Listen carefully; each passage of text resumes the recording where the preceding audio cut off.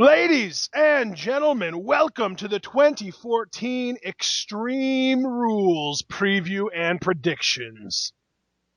Yeah, guys, here we are finally. I am so excited for this show. This card looks stacked, and I can't wait to have some riveting discussion with my cohort and commentary here.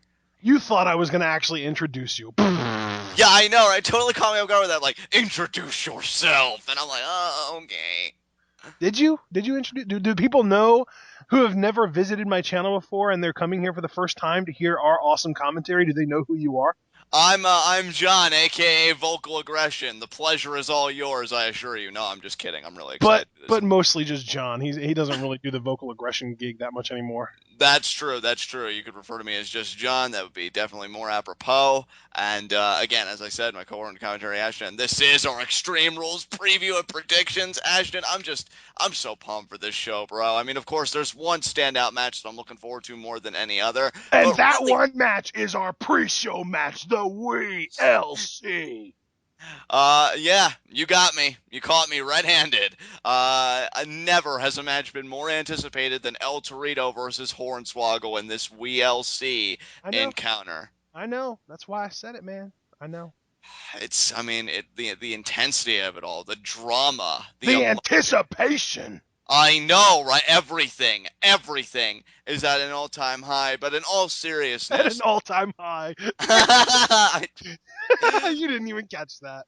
no, I did not, and I'm thankful you did. But in all seriousness, compared to other comedy matches that we've had in the past, and I've said it repeatedly on TwitWow for those who do listen to it, which you can on Podbean or iTunes, I'm a grouch. I am an absolute curmudgeon for most comedy wrestling.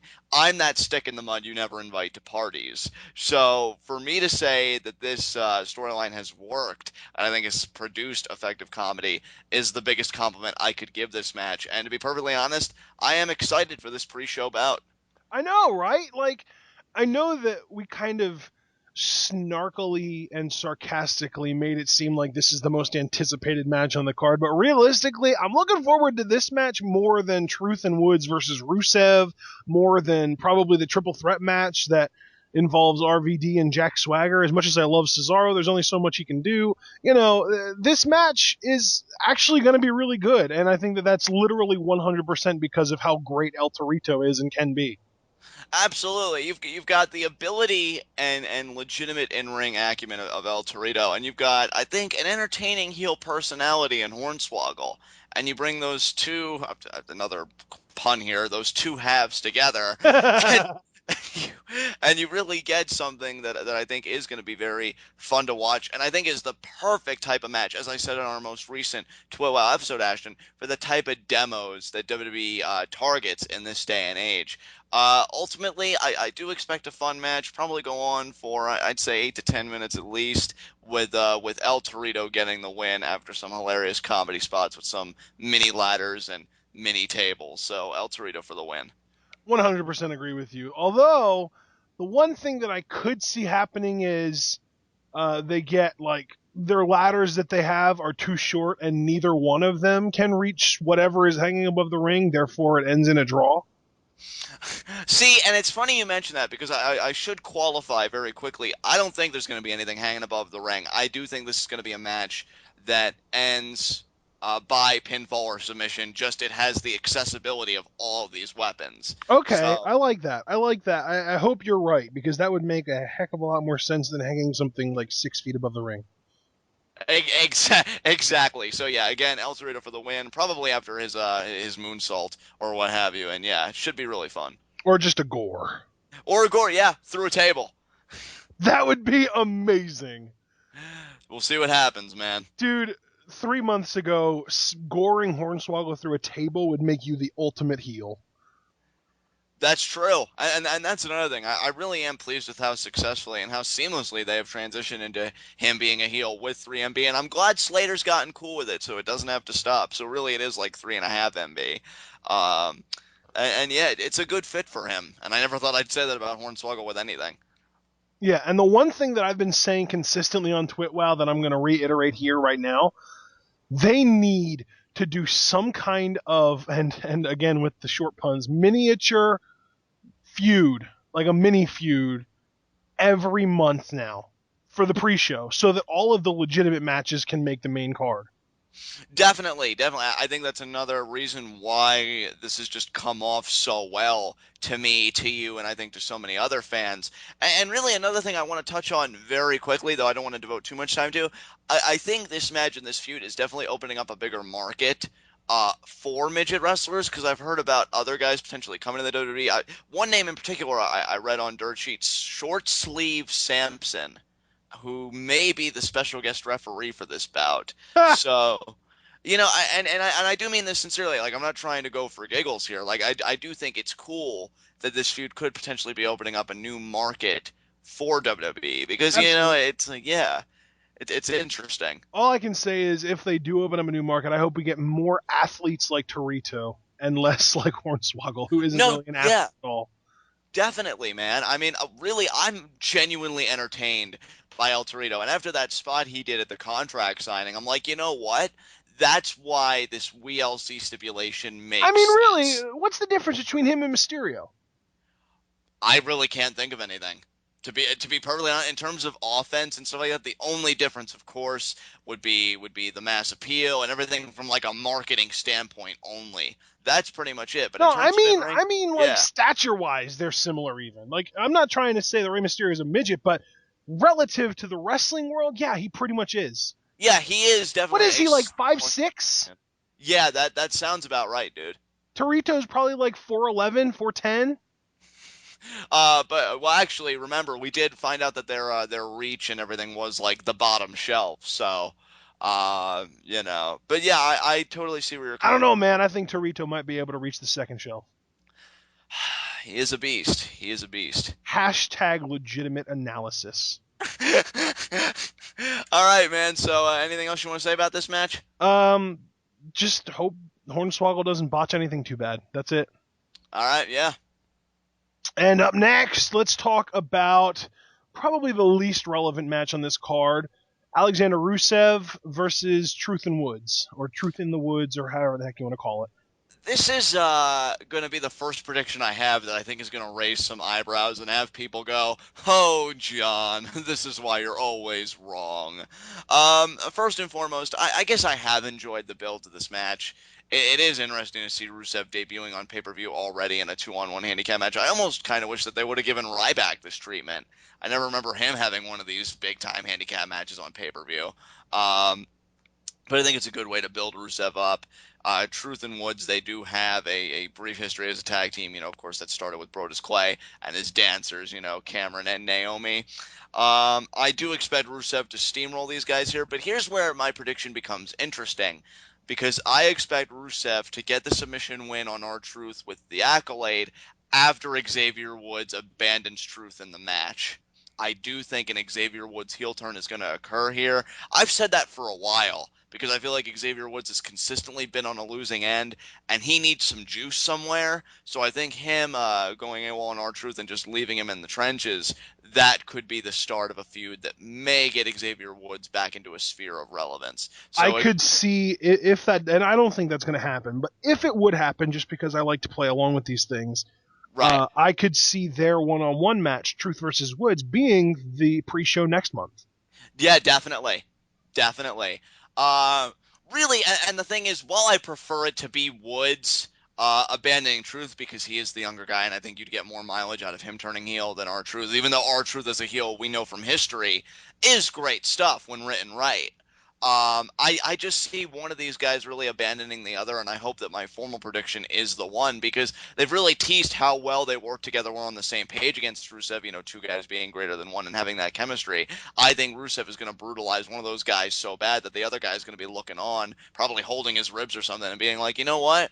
What am I suffering for? What's the point? And he's going to head up the ramp. So, yeah, I definitely see a heel turn coming somewhere in this match. I like that prediction, dude. I'm not gonna, crap on it or talk about how you're crazy. I do like that prediction. It's almost starting to feel like your predicting of Xavier Woods turning heel is starting to be a little bit like, Ricardo Rodriguez turning on Yeah, RVD. yeah, yeah, But I but know. Yeah. Yeah, but I could see it happening. So it's not like I'm completely against it like I was with Ricardo. It's not like I'm completely like, no, there's no way they're not going to do it. It doesn't make sense. It would make sense. I just don't think it's going to happen. So I'm lending you legitimacy because I do think that it makes sense and it could happen. I just personally don't think it will. Um, I gotta be honest, man. I actually, and this is probably just me being me and overthinking everything. I struggled with this because if you look at what happened on SmackDown, Truth and Woods got the better of Rusev. Right. 2-on-1. 2-on-1 in this match is going to be perfectly legal. Now, my question is, are Truth and Woods going to be allowed in the ring at the same time, or is it going to be the traditional handicap match where it's just one-on-one, except one of the one-on-one teams, or one of the two sides has two people that can tag in and out? Like, if it's a traditional, you have to tag your partner in order for him to be in the ring, yeah, Rusev's got it. But another option would also be disqualification because, I mean, these guys have been disqualifying each other for the last week and a half. What's to stop them from, if the rules are supposed to be, you have to tag in and out? Yeah, why wouldn't they? Like, I could see what happens is one of them is the legal man and the other one doesn't answer the 5 count and they don't get out of the ring fast enough and they get disqualified. I could see that happening. I find it very interesting that this feud, to me, because of those finishes that you mentioned on television, with them getting disqualified for the sake of just getting a leg up on Rusev, it's not about winning or losing. I think these guys simply want to survive. I think these guys simply want to stand their ground against a legitimate behemoth. And because of that, I could really see Rusev, no matter what variation of the handicap match this is, whether you have to tag in and out or they're in the ring at the same time, he's going to steamroll them. He's going to absolutely demolish them. And personally, I will say this now. Anybody who believes that my attached on prediction isn't going to come to pass, I completely understand. And to be perfectly honest, I agree with you. I just always like to go with my gut feelings because I always feel like that makes these conversations more interesting. But, even if they do stay in the trenches together and see this in the bitter end, I could even see, you know what else I could see? I could see a double accolade. Him laying each guy on top of each other and hooking them both in that submission, and they both just friggin' submit, really neutralizing them both. This way, he really makes the numbers game not even matter anymore. This match, I think, is really about Rusev asserting himself and imposing his will. I think he's going to do that in grand fashion here. I hope you're right, but my official prediction is Rusev makes Woods tap. Okay. And Um, I'm saying Truth taps after Woods abandons him. So those are our official formal predictions. and hey, there you go. We agree, but we still disagree. Exactly. So that keeps it interesting. All right. Up next, let's do Cesaro Swagger RVD. And this has actually been made because of SmackDown into an elimination match. So, and here's my concern with this match. I normally let you go first. I'm going to take the reins on this one. Definitely. My concern with this match is Cesaro eliminates Swagger, and then Swagger, even though he's technically eliminated from the match, screws Cesaro, causing RVD to get the win. That is my concern with this match. It would keep Cesaro looking strong, but it would also keep the Swagger Cesaro feud going on it would help to make Swagger look legitimate by helping to screw Cesaro. So that's the number. Like, I don't actually think that's going to happen, but it's weighing down in the back of my mind, and I can't just not say something about it. And you know what? I will be the first one to tell you that I think your concerns are completely justified, given everything that we're seeing. For me, you'd be surprised because this is kind of a conflict. Everybody knows what a big Cesaro fan I am. And of course, from a biased perspective, I would love nothing more than for him to pin both guys and really be dominant in this And match. to me, if he's going to win, that's exactly how it's going to be. He's pinning Swagger. I don't care. That's going to be the first elimination. Swagger might get eliminated within 5 minutes of the bell ringing. Swagger's gone. Swagger, and when I say gone, I mean eliminated, not necessarily gone from the ringside area. Because, like I said, I could see him sticking around and helping RVD to win. But Swagger, to me, is going to get made to look basically like a joke in this match, kind of like what happened on Friday on SmackDown when he lost to RVD in like 3 minutes, if that. That's really the only negative about this match is that the one competitor, being Swagger, looks like an absolute joke to me, especially after that SmackDown performance. So, but it really doesn't do any harm when you know he's probably not going to last long in the match. I And would to love. me, like the fact that Swagger is getting eliminated first, to me, that tells me that either RVD is going to pin Cesaro or Cesaro is going to pin RVD. But either way, I do think that Cesaro is going to be the one to pin Swagger first. So really, it just comes down to, is Swagger going to pull a full-on heel mode and help RVD? Well, and really, how much of a heel mode would that be? So yeah, this whole dynamic is confusing. How much of a heel is Swagger? How much of a heel is Cesaro? You never really know, because the WWE has been playing Cesaro up in that gray area where he's a heel sometimes, but then he's going against Swagger, who is a complete heel most of the time. Like, it's really hard to judge. So would Swagger help RVD to win? I don't know. And if not, I do think Cesaro has this in the bag. I think he's going to pin both of them. And I really hope you're right, dude. I really do. As a big time Cesaro fan and as somebody who, and I say this both heavily biased, of course, but also looking at it objectively, I just can't see how Cesaro is not going to have a huge summer this summer with pay per views like Money in the Bank and SummerSlam. I think they're going to do something pretty significant with him, even if it's just winning a mid card championship or getting some big time moment, similar to the armbar victory.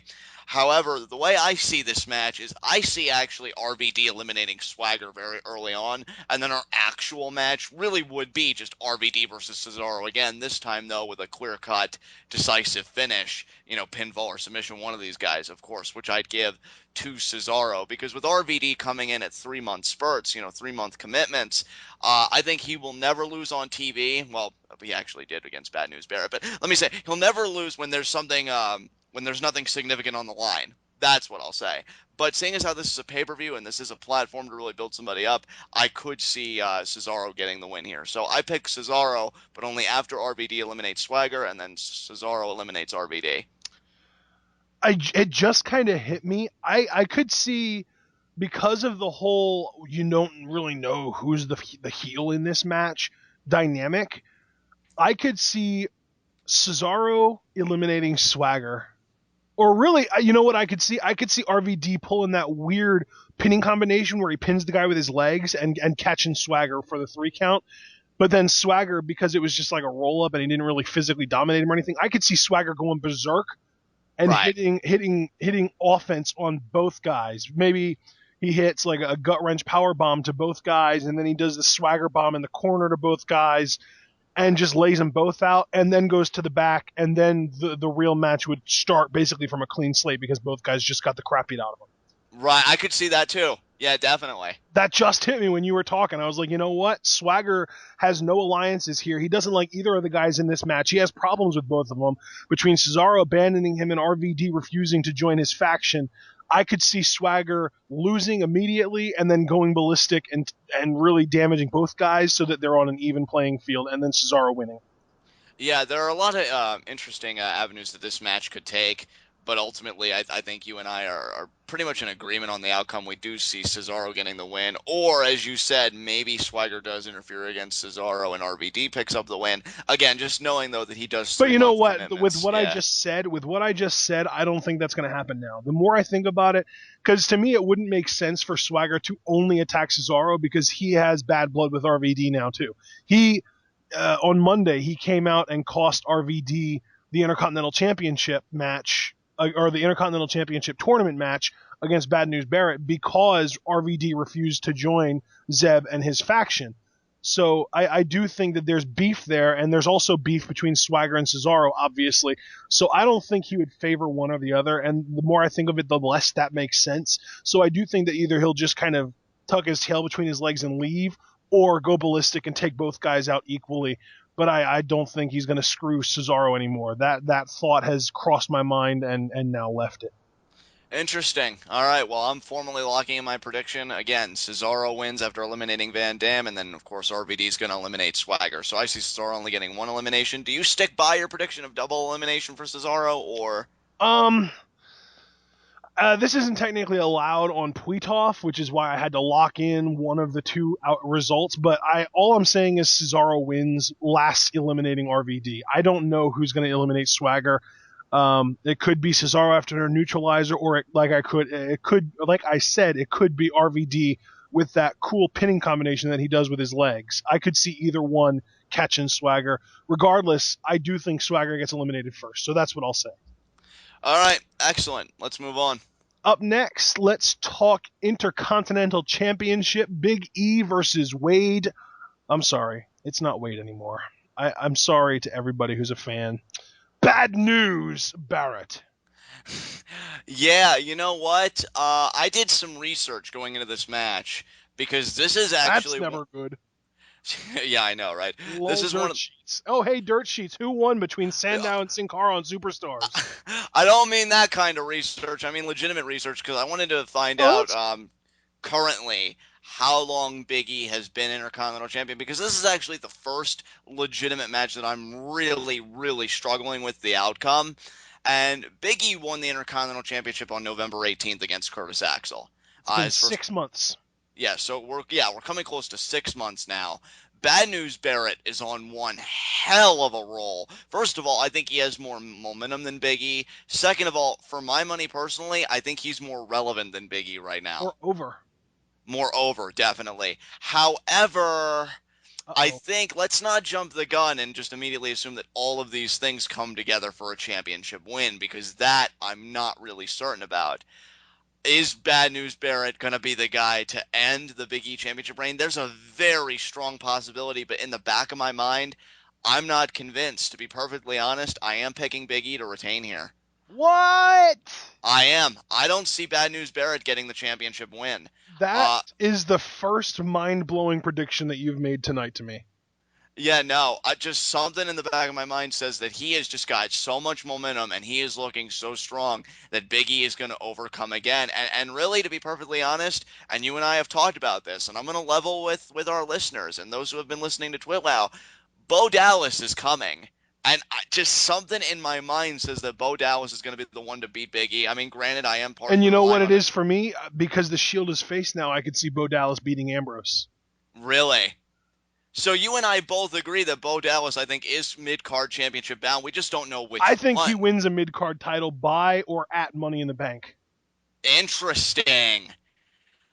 I love how we're raising the stakes right now because you know what? You know what? I'm not even going to go against you on that one. I will sign on to your timetable. But the thing is, like, I will also say this more generally speaking. I don't think Bad News Barrett's going to be the one to end Big E's reign. I think that is something that belongs to Bo Dallas. In fact, to be perfectly honest, I could even see that happening, and I've been mulling this over on Bo Dallas's first night, but I don't see WWE doing that only because they just did that very recently with With Paige. Paige, yeah. Yeah, so I can't see them repeating that formula. However, let me just say that his first championship win will be in very close proximity to his debut. That's how I'll Yep. phrase it. Yep. So yeah, Big E to go over. As far as the match itself, I'm looking forward to this one. I think these two could have amazing chemistry together, and yeah, I think the crowd will be into this match. I think this match could surprise us. I got to be honest with you, man. From a chemistry perspective, I'm actually kind of worried about this match. Biggie works really, really stiff, and so does Barrett, which kind of could end up being combustible. I don't know. I don't think it's going to be quite as awkward as Biggie Titus on SmackDown, but I think that it has similar ingredients to that.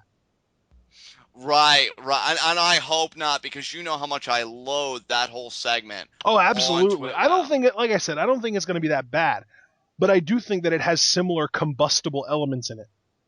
You know what? I don't know if you'd remember this reference, Ashton, or any of our listeners would, because it was so long ago. But I would love if this match was what we got between Dean Ambrose and Big E at Hell in a Cell. John, Just a I straight up I, I fight. wish I wish I could be like, yeah, man, that's totally gonna happen. But Barrett is nowhere near the level of Ambrose in the ring right now. No, absolutely not. But I'm just saying, in terms of structure, like just make it an all-out, really a fight. That's what I want to see. I mean, with And I yeah. don't think that's gonna happen because I don't think that Barrett has that kind of match in him. Hmm. Well, Barrett we'll is see. uh, Barrett is very meticulous in the ring. He's very precise, very calculated in the ring. He is about as close to a slow, like a Southern style worker as you'll ever find coming out of the UK. So I don't see that happening because Ambrose, man, he's on a different level. He is, man. And you and I have talked about that extensively. I do think Bad News Barrett is coming into his own. He finally has a gimmick that really seems to click with audiences, which I think is something that he's been missing for so long. Who has he And faced so far since he's back? he has faced, so far since he's been back, he's faced Rey Mysterio, Kofi Kingston. Then there was the IC Championship tournament. I know he beat Sheamus one round, but that was the semifinals. Who did he beat in the first round? I'm trying to think. I Let me can't. let me change my question a little bit. Has he had any 10-plus minute matches since he's back? I felt like Sheamus, when he had his match with Sheamus, that was 10 plus minutes, but I could be wrong. Okay, It felt that way. Or the match he had with Dolph, that also felt the same way. That was the first person he beat. That's right. First person he beat was Dolph, then he beat Sheamus, then he beat RVD. I think the that's Dolph and right. Sheamus The match is match okay. against Dolph was at the Monday after WrestleMania, wasn't it? I believe so, yes. That's right. Yeah, I forgot about that. Wow. Yeah, man, he has come far, and I hope that he proves to us that he has made strides as far as the longer matches go. Because one of the biggest criticisms that we used to have about him, that you even agreed with, was that he was always better in short spurts, and that he was always better when he had someone really, really good to work with. And Big E isn't the kind of guy like a Sheamus, like a Ziggler, like a Mysterio that's going to carry Barrett to a really, really good match. So that's why I'm concerned about this match quality wise. What's also fascinating about this, I don't know if you want to have this discussion now or save it for a later date. Bad News Barrett is the second guy when I'm thinking about that upper tier kind of mid card guys that don't really have that strong prevalence right now, like say a Shield, that I could see having a pretty worthwhile summer. I don't know if that means an Intercontinental Championship. Honestly, dude, if I'm being very candid with all of our listeners, Bad News Barrett is another guy I've been mulling over as potential Money in the Bank winner this year. Just in the back of my mind, he's kind of like the Nope, dark horse for me. never. Um, you don't think so? I don't. I really don't think. I think that he's further away from it than Cesaro by quite a bit. Oh, I think Cesaro is one of the closest guys. Barrett is kind of in the middle of the far back, so Dude, if you I would want the agree. complete and honest truth, I could see Big E winning Money in the Bank before I could see Barrett doing it. That's interesting to me. Yeah, because that I would have to contest a little bit, but regardless, I do see Barrett, again having a pretty fruitful summer. I just don't see it starting here again. Right. If Bo Well, Dallas guess wasn't, what, yeah. buddy? I do, because I think Barrett wins the title. Okay, so you're saying Bad News Barrett wins the Intercontinental Championship, and you can blame Bo Dallas for this prediction, folks, because I think Big E's retaining. If Bo He's a, Dallas wasn't debuting, I'd probably change my mind, but just something about that I can't get out of my head. he's So, a believer, folks. He's a believer. yep. All right, man. Well, what's the next match we're going to discuss here? Let's look at the Divas Championship. Paige versus Tamina. Man, I want you to start because I know you have been just so over the moon happy with Paige, I think, thus far. The video packages, the build up, everything. What are you thinking about this match? Paige wins by submission, showing her dominance over the division. Scorpion crosslog. And see, I think she's going to retain as well with the Page Turner. I think she's got finishers on And rotation. the really glorious thing about Paige is that you really don't know what she's going to win with. She could win the Paige Turner. She could win with the Scorpion Crosslock. She could even win with that really cool package DDT that she did to, I want to say, Alicia Fox. Yeah, that's right. So you just never know. And I think that's great, because when was the last time we had a diva with multiple finishers? Seriously. That's how you know Paige is credible because it doesn't come into question whether she'll win or lose. What comes into question is Is how how she'll she'll win. win. Yes. That if that's not the definition of dominance, then somebody call Webster's and have a revision because that to me is ridiculous. That said, I am actually looking forward to this match. I think ever since Paige has been champion, there's a certain pep in the step, if you will, of the Divas division. The matches seem to be getting more time. The women really seem to be trying. And Tamina, who I don't think wasn't bad at all to begin with, now I think she's really going to go all out, knowing that somebody can hold her own in that ring against her. I could actually see this match getting 10 minutes, believe it or not. You know what I could see happening to finish this match? What's that? Tamina has Paige down, and she's walking somewhere in the ring, getting ready to hit a super kick, and AJ's music hits. Oh, what? And it distracts Tamina. Paige And yeah, I'll concede this. Paige would hit a Page Turner out of nowhere for the win, or even just a roll up. I could see this match ending by roll up. It is still technically a Divas match, even though it is a Page era Divas match. I could see it win. I could see it end by roll up as long as it involves the distraction in the first place. And that sets up for a triple threat match: Paige, Tamina, AJ at Payback.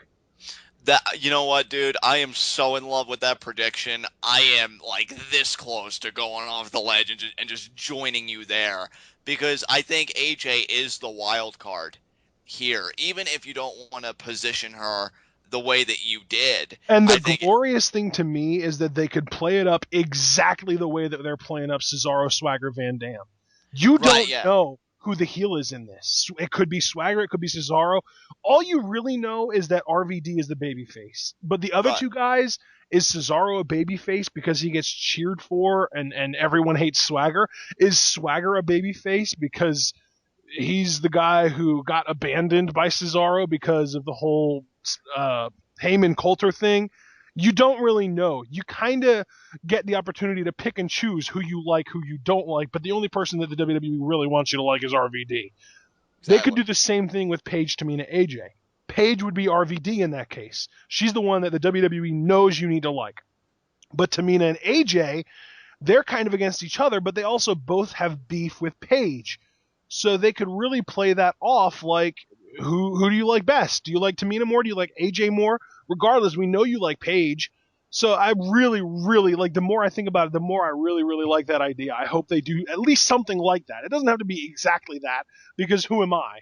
But at the same time, it would be cool if they did something similar and kept the general idea for actual reality. You know, yeah, I was getting ready to say that again, you really do have to consider AJ the wild card here, and even if you don't want to position her the way that you have, which I think is awesome, I love that.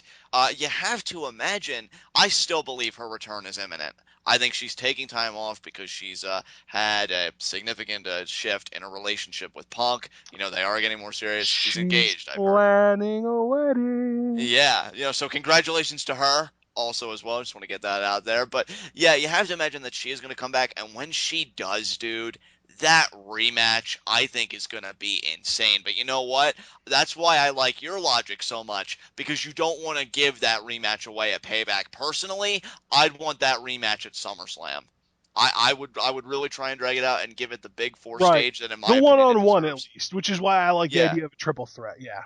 Absolutely, absolutely. What I would do, this way you could really drag it out. You do the triple threat at Payback, then you'd have AJ and Tamina resolve their issues at Money in the Bank in a number one contendership match. Then you do the championship match Oh, at so you SummerSlam. wouldn't even have the title defended at Money in the Bank. No, I'd have Paige at ringside or on commentary watching the match. They have a great back and forth, and then you have a Paige, stare to yeah, special guest referee. yeah, or even that. I mean, hell, any outside position you could give Paige, give her, and then you have a stare down to end Money in the Bank after AJ emerges victorious over Tamina. Tamina gets to the back of the line, and then you have this whole narrative of AJ clawing back to the top to get her rematch with Paige, even though she Okay, really then shouldn't have to. what do we do at Battleground? Oh wait, Battleground. But isn't it Payback? Money in the Oh wait, yeah, Battle. Oh god, because I jumped the gun and I said SummerSlam. Damn it. Um, You know what? Fine, fine. You do I guess one match between AJ and Paige for Battleground, and you have her contendership there, and then maybe you raise the stakes at Disqualification. SummerSlam. Yes, a disqualification finish, and then you do Or just or raise or the SummerSlam. better yet, double pin. That could work. Yeah, yeah. I love that. Pull a freaking Ryback Punk move. Yeah, double pin, and then yeah, that's how you set up what I've wanted since the very beginning. And I heard they were gonna do. I heard they were gonna do it until AJ took time off a submission match for the Divas Championship. I want it. I even said on our most recent episode of NXT Twit Wow, dude, with Sasha Banks using the crossface, women in this division, whether it be NXT, Raw, SmackDown, whatever, they have reclaimed submission wrestling Yep. with all the women using moves. I mean, hell, Thank even Rose. you. Thank you, Sarah Del Rey. Yeah, really. Even Rosa Mendes, who we haven't seen compete, her finisher, which she calls the Rosa's Thorn, I heard is a submission maneuver. I mean, who doesn't have a submission move in the Divas division? It's I ridiculous. thought Rosa Mendez's finishing move was a sidewalk slam. No, I think she's developed a submission move from what I understand, and it's called the Rose's Thorn. I personally haven't seen it. I'd love to see some footage of it just to make sure that it is a submission move because it could be that sidewalk slam. But yeah, I mean, the women have reclaimed submission wrestling, and that needs to be celebrated to me in a Divas Championship submission match. And who better, really, than Paige and AJ? And I know people would hark up and say, Natalia, and I would have liked that too between Natalia and AJ, but that Scorpion crosslock, though. Oh I th- yeah. yeah. Apparently it says signature moves. I'm looking on Wikipedia here. Under finishing moves, yeah, Peligrosa sidewalk slam is her finisher, but it does have under signature moves Rosa's Thorn, which is a cross-armed surfboard. What? Like, see what I'm talking about, people? Like, what is this? I love it, though. I think people for so long, Ashton, have been clamoring for women to be legitimate, to get more credibility. What is more credible than a submission victory? And all these women getting it and really having these submissions in their repertoire. Me being a technical wrestling nut job, I love it. Absolutely freaking love it. And I'm hoping, yeah, I would love to see Paige get Tamina up in the Scorpion Crosslog at Extreme Rules. I personally don't see it, but yeah, I want my damn submission match between AJ and Paige at a Big Four pay-per-view. So make You it really happen. do. You really do, don't you? Yeah, big time. Oh, please, when that would come up on a preview and predictions video, say hypothetically it would be SummerSlam, you wouldn't hear me shut up about it. Like that would be probably one of my most anticipated See, matches that's on the that thing, card. though. It wouldn't even be. You wouldn't. The whole John not being able to shut up about a thing, that event wouldn't occur on the preview and predictions. That event would occur the night that it's announced on Twitwow. Exactly. Yeah. There you go. So everybody watching this video on YouTube, make sure to keep an eye out on Twitwow. Absolutely. Absolutely. Available for free on iTunes and Podbean. Yeah. Cheap plugs for the win. All right. Up next, let's talk about. Actually, you know what? Let's have a little mini discussion here. Okay. What do you think is going to main event this pay per view? Brian Kane, Cena Wyatt, Shield Evolution. Shield Evolution, definitely. Okay, and so if that's the case, then what do you think is going to go on as like the secondary main event, immediately before Shield Evolution? That I could see being the championship match. I don't know, dude. I feel like the championship match might very well end up jerking the curtain. Wow. Yeah, it'll either Wow. jerk the curtain or it'll be somewhere in the middle of the card. I feel like Brian's gonna get the Punk treatment here. Damn, dude. That's quite a prediction you've made. Um, See, the thing is, if it's not second to last, you definitely know Cena Bray is because I think they've had a Actually, brilliant another story. another possibility is Cena Bray could jerk the curtain. That way, they get the steel cage match out of the way, and they can go the rest of the night without worrying about the cage. That is true. That is true, That man. would make a heck of a lot more sense than the championship because the championship is the combined, so it's supposed to be like really impressive now. Absolutely. Yeah, it wouldn't make sense from a kayfabe standpoint. Like, you want to show the significance of the championships. Well, Have I it. mean, on that same note, it doesn't make sense kayfabe wise for anything but the championship match to main event. But we both agree that Shield Evolution is probably going to main event this show. That is true, which I think says a lot about the Shield because they've become bigger as a faction than the championship. That's amazing. Do you But really think that the Shield is what they view as bigger than the championship? Please. oh yeah, of course, because Triple H is sharing that main event, so just him by himself, really. Um, Him, Batista, and Orton really as a unit. yeah, but I mean, look at who it is. Like, seriously, man. oh man, but yeah, I don't know, dude. I don't know, but I mean, I still say Shield Evolution for the main event. I'm gonna say, yeah, I'm gonna stand by my prediction of Brian Kane Extreme Rules the secondary main event, and then Bray Wyatt Cena somewhere in the middle of the show. So Okay, I can see that happening. So, let's. Oh, man, what do you want to talk about first? Obviously, we're going to save Evolution Shield for last. Do you want to talk about the championship match first? let's do it, because I really honestly don't have much to say about that match, to be honest. All right, Daniel Bryan versus Kane, WWE World Heavyweight Championship Extreme Rules match. Let's talk about it. The review of brevity, Brian's retaining here. Yeah, yeah. Yeah, there is no way that Kane is winning this match because Kane isn't in this match to win. Kane is in this match to exemplify the underdog traits that Brian possesses as a champion. That's Or why in he's here. in fewer words, Kane is in this match not to win, but to legitimize. Precisely, Ashton. Precisely. And, to me, I've loved how they've booked Kane. It's great to see him return to his monster form. I was kind of chuckling to myself just thinking about that segment with Brie Bella almost dragging her to Hornswoggle's house, aka Hell. Um, and yeah, I think it's great to see Kane return to form like this. This is the Kane that I grew up loving when he turned heel and took off the mask. Hell, this is the Kane with the sitting up and the dominance that I loved when he returned in 2002 as a babyface and he was wrecking shop. Dude, this I is mean, the Kane that I grew up loving in the Attitude Era. 98 to 2001, man, this is Kane. Obviously, he debuted in 97. I didn't start watching WWE till 98, but still, this is the Kane that I grew up loving. Like, this is the dominant monster that he was always supposed to be and never should have stopped being in the first place. I love that he took a wrench to the face and he still sat up. So the booking of Kane, I think, has been absolutely brilliant. You and I have talked about Kane quite a lot in our history together as a team, whether it be on TwitWow or these videos. I have said multiple times on record, I think Kane is definitely underappreciated by many, underrated by just as many. I think he's excellent on the mic. I think he plays any character he is given to a T. And for a guy that seasoned to possess that much versatility, I think really is a credit to how great he is in his profession. Um, that said, Brian's been on the rise. Brian is just unfreaking believable right now as the layman champion, as the blue collar champion. The interesting thing here, when you're given an Extreme Rules match and you're given a monster like Kane and you're given the personal levels that this feud has taken, which, by the way, side note, I love how they haven't referenced their history as Team Hell No. I loved how they haven't had to resort to that bag of tricks, but instead they've created a new history, which I think is awesome. But I think the question that we're really left with is how does Brian win? Because with Kane looking this monstrous and this unstoppable, I came right out to you, Ash. I don't know if I said this publicly, but I know I did say to you, I could see Brian winning in a very creative fashion, the kind of fashion that involves introducing some out of nowhere weapon like a forklift or something, just to really put Kane down. I don't know if they're gonna go that extreme, Yes, so to Lock speak. with the Singapore Kane.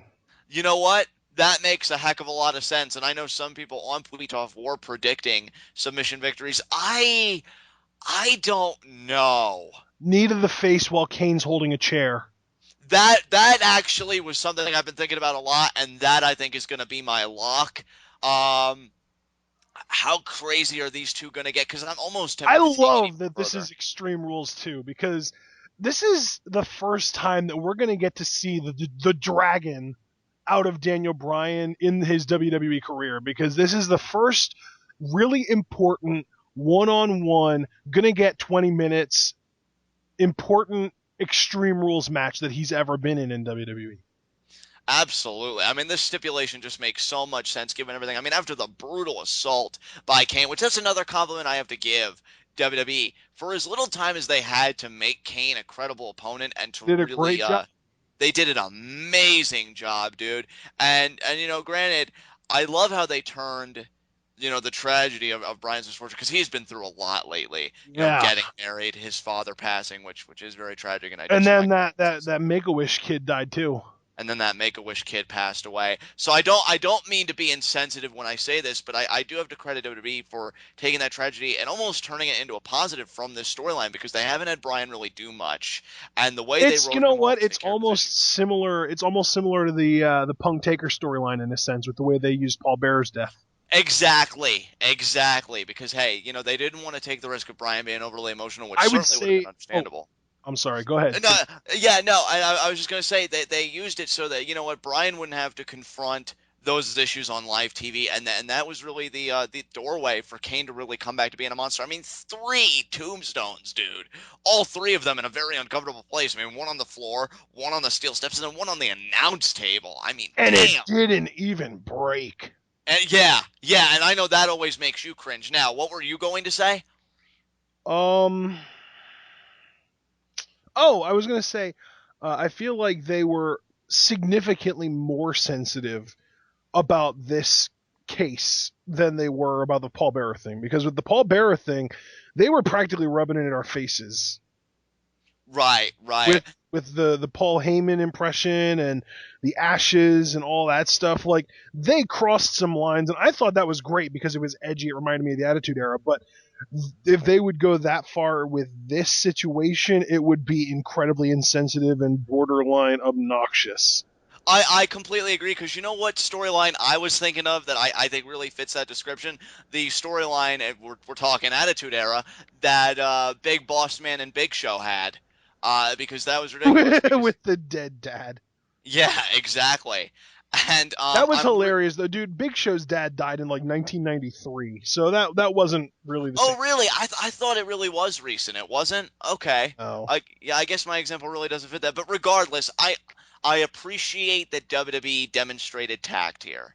I appreciate that WWE demonstrated, dignity in dealing with these things, and I think because of that, they found an ingenious way to get Kane seem credible and to protect, Brian emotionally, not having to confront these issues while juggling work at the same time. It really all worked out for the best. I mean, despite the tragic circumstances, again, I'm looking forward to this match simply because it's a return to form for Kane.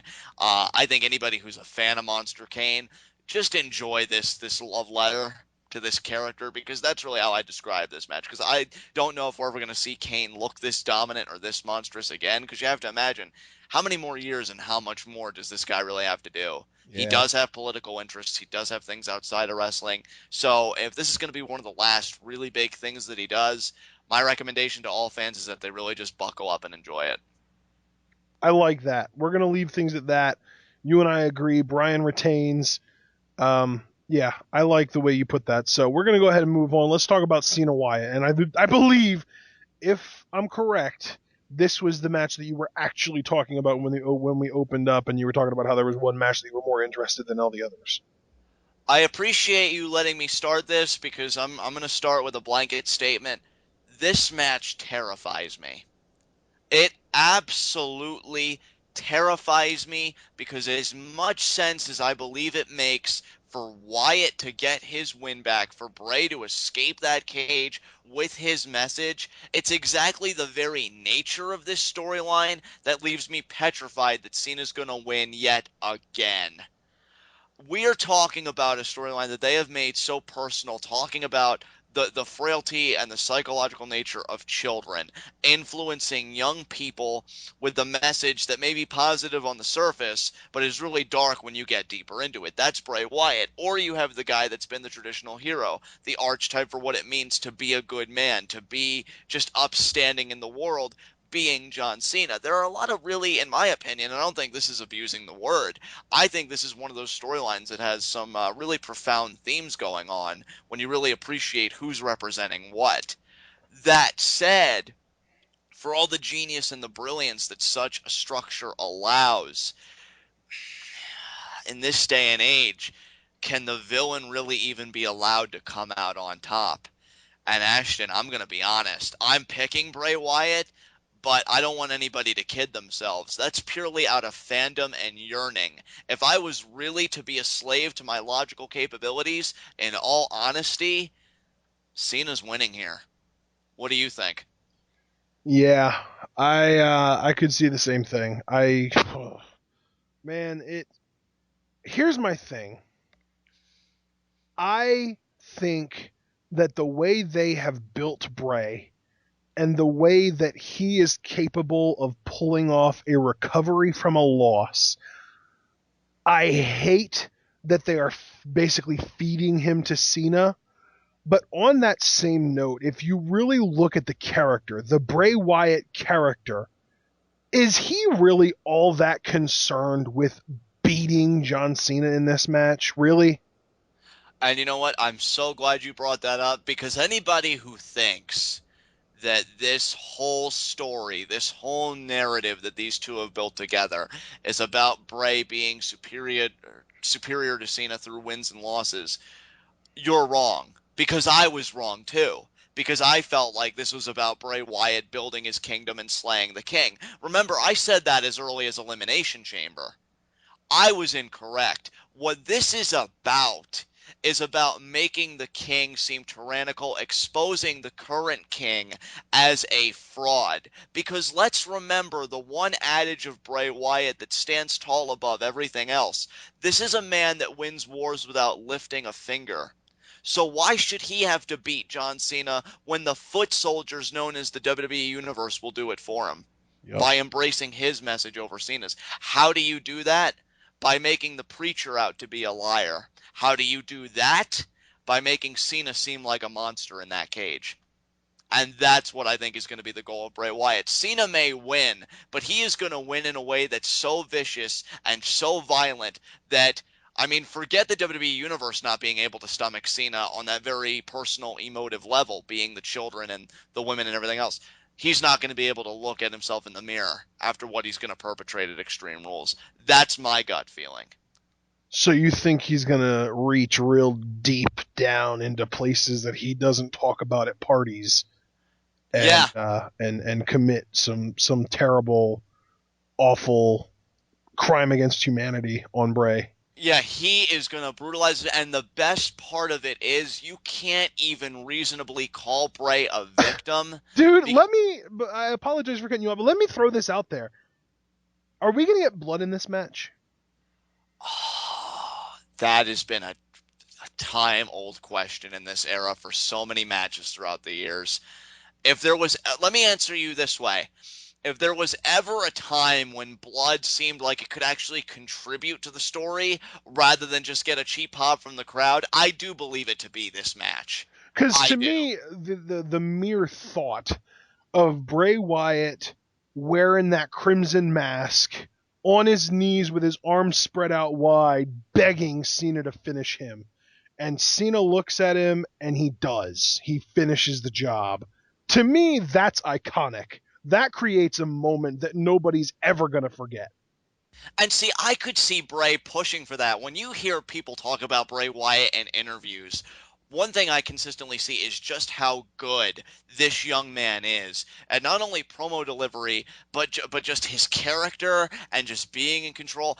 I think this is a guy in Bray Wyatt. He pushes to make moments. We saw that when he had the kids choir. We saw it at Mania when he wanted to make the story about unleashing Cena's monster. This is a guy that likes to go against the norms that we've grown comfortable with in this industry in this particular era. Yep. I could see him. I am picturing it, Ashton, him at that creative meeting saying, guys, it's time. I don't care about beating Cena, losing Cena, whatever.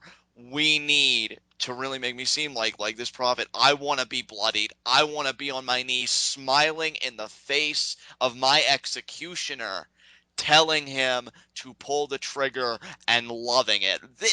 This is the kind of guy that if you take the best parts of Undertaker, Mick Foley, and any other character of that type, you get Bray Wyatt. The other question here, though, Ashton, that we have to ask, and we've talked about it endlessly for years, and it seems fruitless at this point, but if there was ever a time, one more time, to visit this discussion, it's now. And it's not, I'm not saying Cena heel turn. No, I'm saying Cena character progression and evolution. Are we going to see that in this match? Are we going to see Cena deal with legitimate repercussions, or is this going to be another Rock moment where Cena loses, looks like he's going to have some kind of progression as a man who doubts himself and really has to fight back, but then beats Brock Lesnar a month later?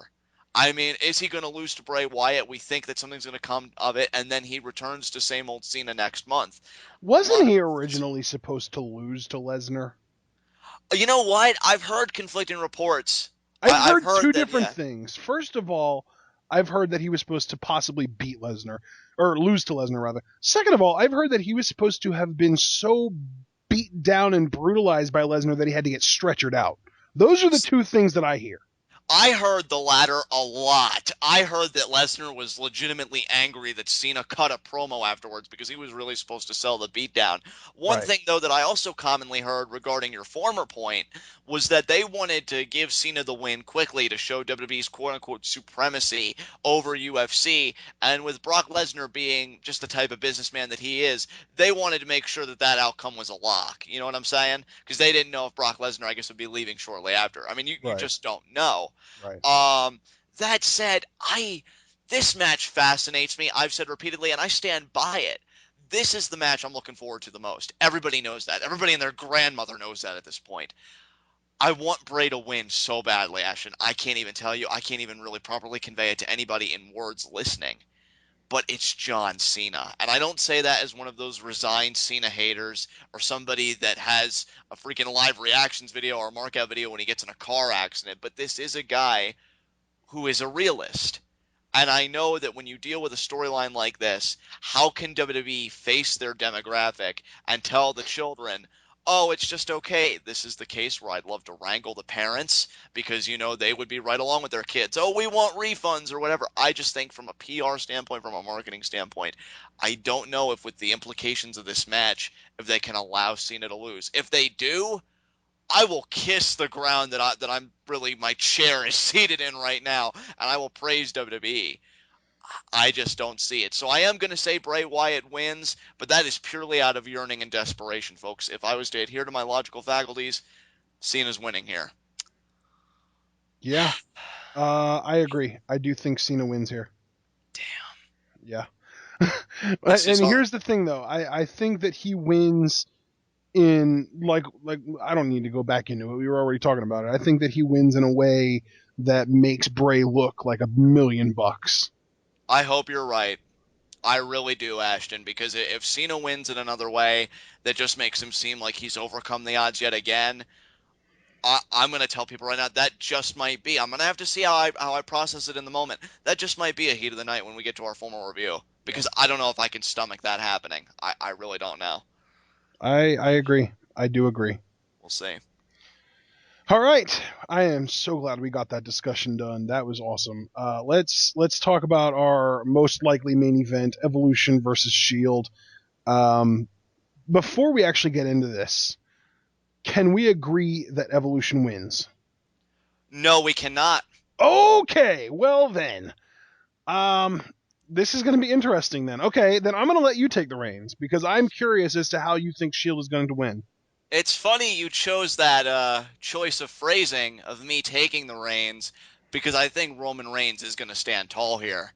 The wild card in this match, and you've had to have heard it, Ashton, because you have your ear to the ground even better than I do. The wild card is Batista. The wild card is Batista because I've heard that this is going to be his last match for a while before he goes and does his thing with Guardians of the Galaxy. That said, I think Shield wins here. I think Roman Reigns pins Batista. I think Triple H and Orton are disgusted with Batista. And honestly, I could see them really beating down Batista in the post match, and that's how we write Batista off TV. And then he tries to come back as a babyface again, which I hate because I love him as a heel. Well, But yeah, actually, if the number one goal of this match was to make Shield look strong and make it easier to bring Batista back as a babyface, he turns on Evolution. that would be interesting, but given the storyline that we're currently dealing with, I don't really see how they could make that come off as sensible. Uh, that's why I opted instead for Batista eating the pin and Triple H and Orton just being so disgusted that they beat Batista down, or maybe Evolution just implodes because they're so disgusted as a group that they lost to the Shield. Um, or a That was a third quick option. run. Yeah, or I was gonna say the third option, which Seth Rollins kind of alluded to in his one promo on Raw. I mean, Batista and Randy Orton. More importantly, Randy Orton, because you've already penciled in your Payback main event. You did say on TwitWow that you think Payback is going to be Randy Orton finally getting his rematch. I think is long overdue against Daniel Bryan, the champion. I mean, are they going to leave Triple H high and I dry? was just gonna say that. Yes, I could totally see Orton and Batista just being like, you know what, we don't need this. Take care of your own business, Triple H.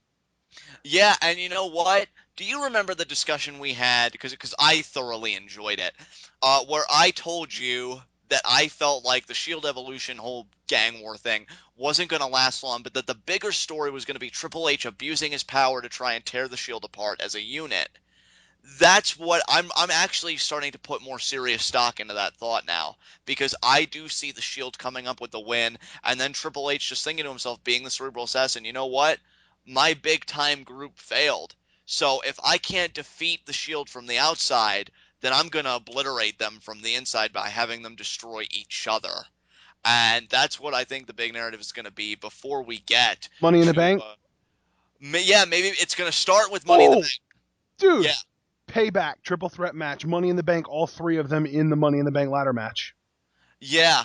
But the question becomes, and this is another thing, because what I like about when you and I do fantasy booking action is that we don't just leave it as purely conjecture. We always try and offer some justification for why we feel the way we do. The big question is, do you and I agree? You posed a question to start. Now I'm going to pose a question. Can you and I agree that Roman Reigns versus Triple H is happening at SummerSlam? Yes. How do we get there?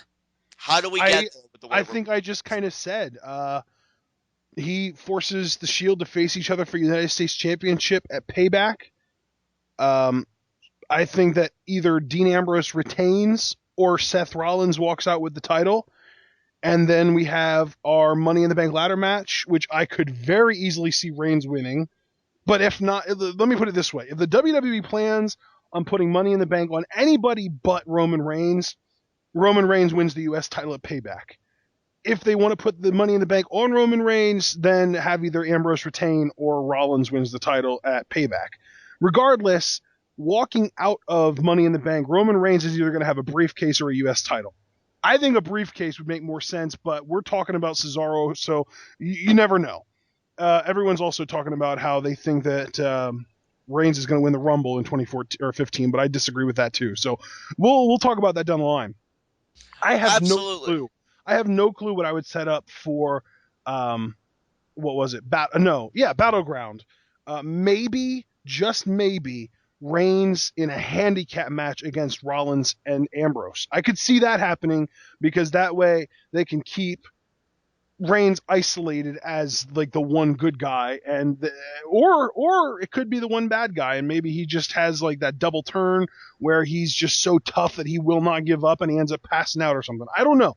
I don't know, but I do think that the first two things that I mentioned, the triple threat, or another option is they figure something out for the Shield to do at Payback, do all three of them in Money in the Bank, and they end up breaking up because of something at Money in the Bank. Maybe they pull like a Rhodes Scholars and continuously screw each other out of winning Money in the Bank, and that's how Cesaro wins in the end.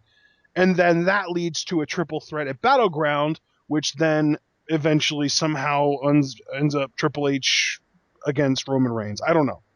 I could see that was crazy, but I do love everything you just threw at the wall there. Me not getting too specific because then, I mean, at least you found your way back to the rabbit hole. I would be lost forever. I do think Evolution is not going to pan out here. Triple H though is going to be he's going to be so determined to put the Shield down because Triple H is a guy. He's very pompous, very sure of himself. When he gets shown up, Dude, the more he we're holds a talking about grudge. this, the more I think that your idea is going to happen. That Batista and Orton are going to walk out and leave Triple H to fend for himself. Triple H is going to either A, pull the sympathetic babyface card and just take his beating like a man, which it's Triple H, so that would be the ultimate Triple H move is to pull a babyface on a babyface faction to make them look like the bad guys. Or I don't know, he begs them off, or I don't know. I don't know, but I could definitely see that happening. I think I've said I don't know more in the last 5 minutes than I have ever said on any commentary that we've ever done. Because this whole Shield dynamic has been so confusing. Dude, we thought they were going to break up by TLC last year. It's been 6 months since we thought they were going to break up.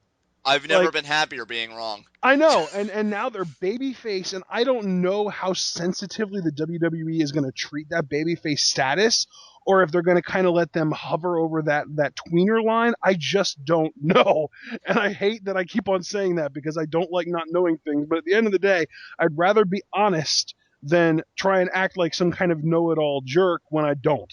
I just don't know. I hope that the Shield stays together as long as possible and just continues to be Bamfs. But again, I'm going to say it again, and hopefully for the last time in this commentary, I don't know how long they're going to last. For all we know, they could last past SummerSlam.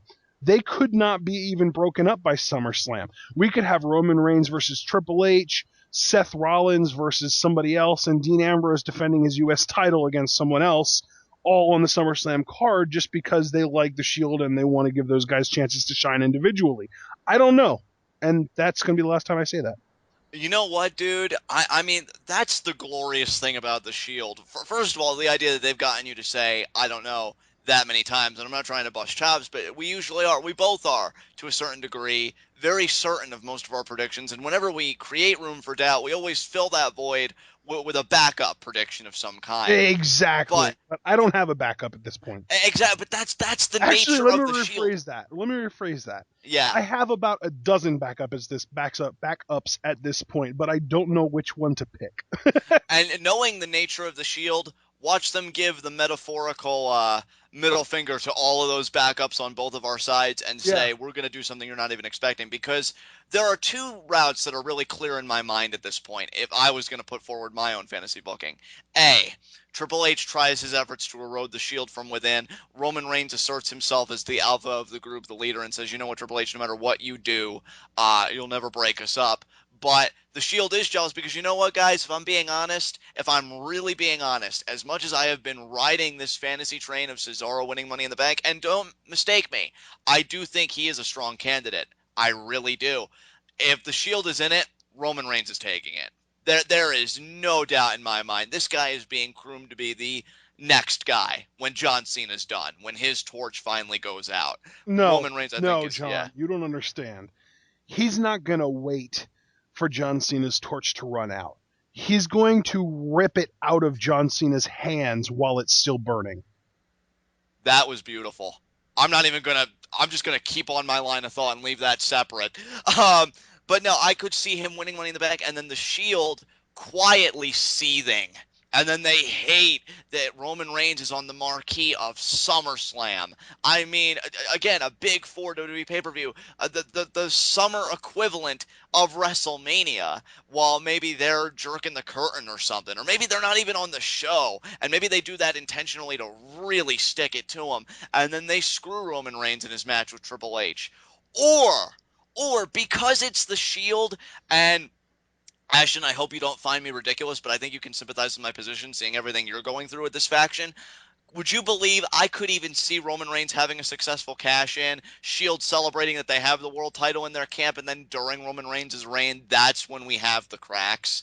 Like I could buy that, dude. I could buy the You know Shield what's really celebrating a world crazy is champion. we're talking about this the same exact way that we were talking about this in October of last year. For all we know, the Shield could still be together by WrestleMania 32, for God's sakes. Yeah, really. I mean, I was actually going to say it's funny you mentioned that and you say 32 because I was going to say they may even have just one final big blow off at 31 as a team and then something happens.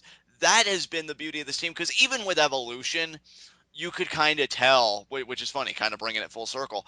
You could tell in the original incarnation when they were going to implode. I mean, even though I was a young kid at the time, and I'll admit, I was genuinely surprised when they beat down Randy Orton. In hindsight, if I knew then what I know now, it would have been a fairly obvious thing to call. If you knew what kind of character Triple H was and how he must have been seething because he could never beat Benoit, and Orton does it on his first try clean, and he wins the world title. So So he beat Stevie Richards. Yeah, yeah, exactly. Yeah, um, that has been the running joke. But yeah, you know, in hindsight, it was obvious with the Shield. You can't make that claim because if you were, you probably would have been like us most likely, and you would have been wrong 5 times over because there were so many times when it looked like, yep, this is the end, this is the end, and they come back even stronger. That's why even if they were to lose to Evolution here, let's play devil's advocate for a quick second. Even if they were to lose to Evolution, I wouldn't be convinced that they would just implode and be like, we missed our chance. What happened? It was your fault. No, it was your fault. No, I think they'd come back even stronger. They'd win at Payback in some kind of a rematch with a new Evolution member to take Batista's place, which you and I talked about Sheamus. briefly. Sheamus heel turn. That's another thing. It's ridiculous that one match that should have been so simple to talk about lends itself to such ample commentary. One, because of the future of Evolution. Two, the future of the Shield. And just three, just the way WWE's been And to lately me, with their the real storylines. wild card here, like, who did you say was the wild card earlier? The wild card is Batista's status with the company And to after this. me, the wild card is Triple H. And there are Interesting. two reasons I say that. First of all, because we don't know if we're going to get Triple H from WrestleMania, where he just is all full blown heel and all he cares about is brutalizing his opponent and making sure that they don't win, or if he's going to, as I have coined the phrase, pull a Triple H and get isolated by the Shield, Randy Orton and Batista walk out. Suddenly we get a Triple H face turn because, I mean, at the end of the day, he has gotten his. He got beat down by Daniel Bryan. He lost in the sense that Bryan won the title, and then he would get his beat down from the Shield. So, yeah, your comeuppance is taken care of. I could see him turning face. And that to me is the wild card because if Triple H ends up getting that beat down, gets pinned, turns face, then what real motivation is there for him to break up the Shield? That's true. And you know what? What I would love for them to do this year, because the championships have been consolidated and there just seem to be so many worthwhile candidates. I hope that if you are correct and Triple H turns babyface, and what I think WWE needs to do is they need to have qualifying matches for this year's Money in the Bank and have all three members of the Shield win their respective matches. And Yes. that's how you set it up, because just putting them in there would imply some ulterior motive, even if a lot of fans wouldn't dig that deep and they'd say, oh, well, the three of them are in it because they're just so dominant and they're the Shield.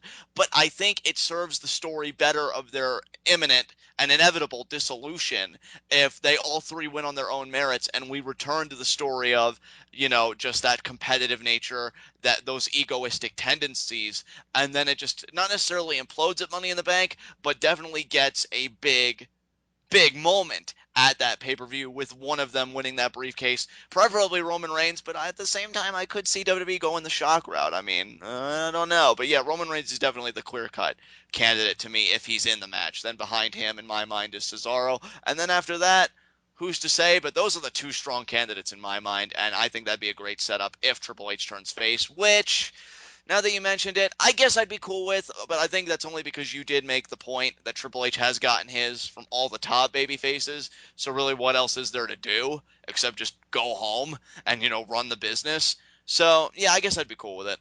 Yeah. Man. Well, my official prediction here is Evolution wins, but all the discussion that we've had, it could go either way. So what I'm going to do is I'm going to just throw it out to you. Uh, I've done it multiple times with you so far where I disagree with what you're predicting, but I play along for the sake of discussion. So I'm going to ask you to do the same thing here. Even though you think Shield's going to win, if Evolution does win, there are rumors going crazy on the internet that somebody is going to either A, show up, B, turn heel, or C, both of the above, and help Evolution to win. So my thing to you is who are the number who is the really the number one candidate? I think that Sheamus has to be in the discussion, but there've got to be other people that come to mind that could do that. And really the only person to me, and this might come as a surprise to some people, other than Sheamus, that I could genuinely see being in that role, Cody Rhodes. Thank you. I was thinking Cody. Holy crap. I was thinking Cody. If you didn't say him, that was the name I was going to throw forward. Oh, man. ESP moment there. But yeah, dude, completely agree. To me, if we are going to take seriously that Evolution wins and that, we celebrated with Big Dave, but we know that he has to go take care of his commitments because he's a big time movie star now, because that's what happens when you're the best and you're on top. We decided to keep this party going by creating a new evolution and potentially an even better evolution. And they introduce, heck, maybe both Sheamus and Cody Rhodes. But if it was just going to be one, I'd say the order goes Sheamus first and then Cody Rhodes. But Cody, I think, only because it seems like he's going to have a change in alignment, seems more likely at this point in time because it seems more evident that he's going to turn. But dude, Cody Rhodes working alongside Triple H and Randy Orton, kind of like a mini legacy reformation with Triple H, which again makes it a grander evolution. That would be epic, and I think that's something that Cody could really benefit from. Heck, they could even have their first really big beatdown be Goldust.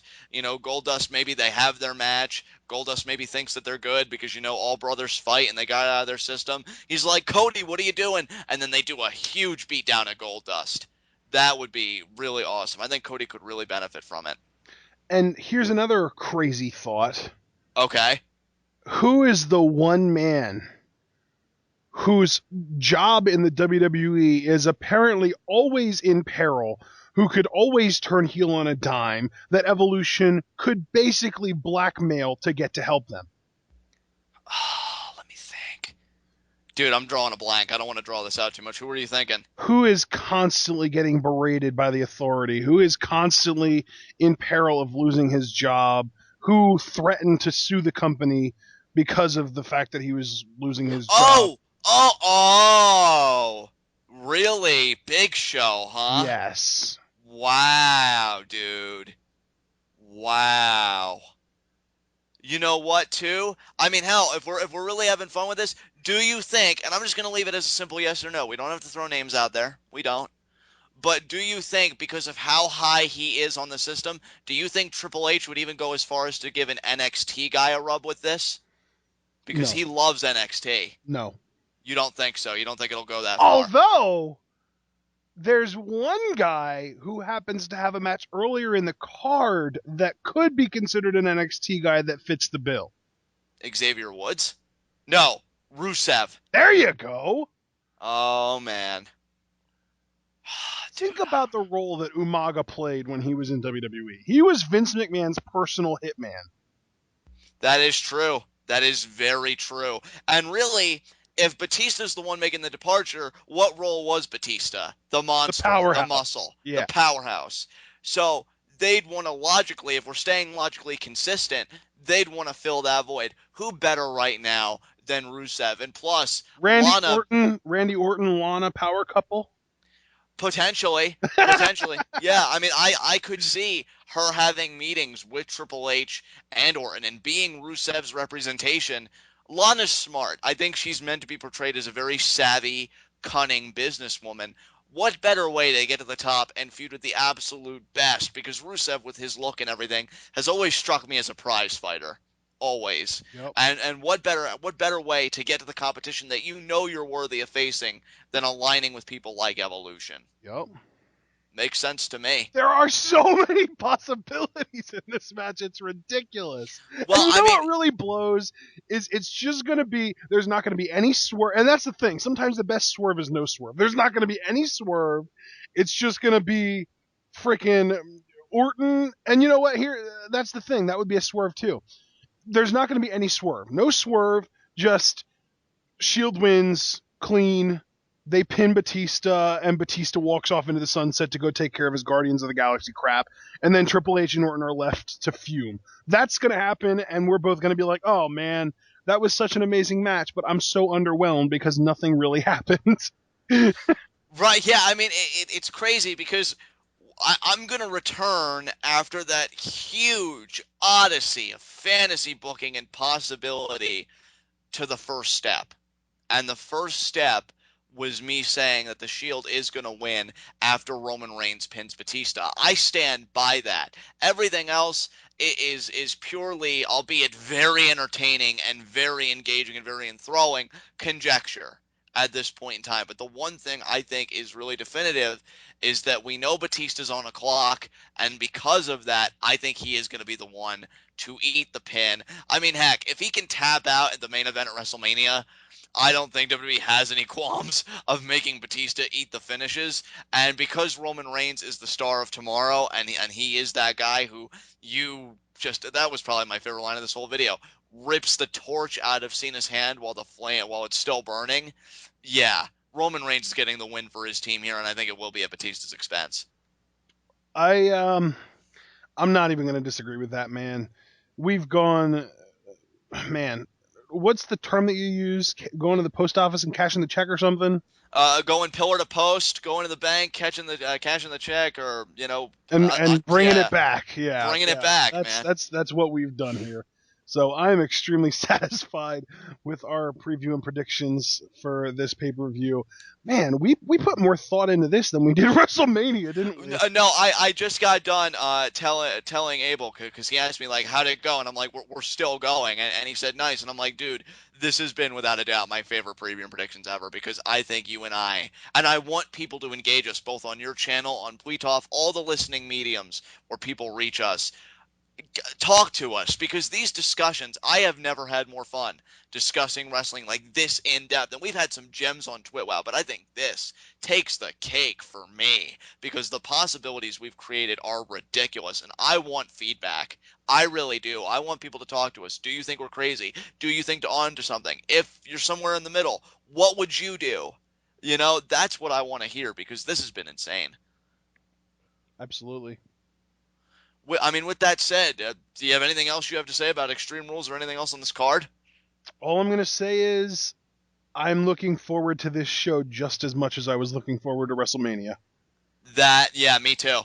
Me too. And really, guys, this is going to be an awesome live reactions, especially now because both me and Ashton have the WWE Network. I'm so happy about that. But yeah, I mean, especially for Bray, Cena, and that steel cage, guys, I am going to be just so nervous. My stomach is going to be in my throat that entire match because Bray's my number two guy.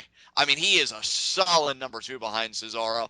I want him to get that win bad. This whole card looks stacked. I think this live reaction is going to be special. I cannot wait for all of you to join us. Absolutely. All right, guys, we will see you. And you know what I'm gonna do? I don't John, I'm gonna put this out on the table. We're gonna make it an executive decision right here, right now, on the air.